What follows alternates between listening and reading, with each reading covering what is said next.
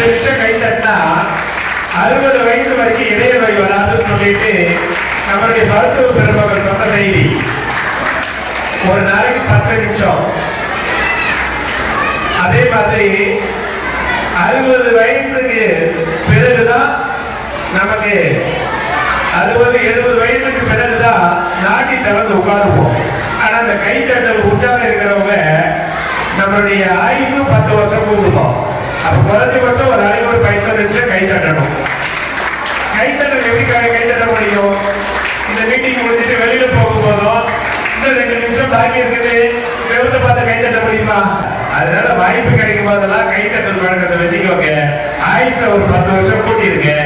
இன்னைக்கு நான் உங்களை ஒரு 10 வருஷம் ஆயுச கூட்டிட்டு யாருக்கு இதய நோய் வராம தடுத்துட்டு தான் போலான்னு ஒரு முடிவோட வந்திருக்கிறேன். அதனால நல்லா கைத்தட்டுவோம், கை தட்டலாம்.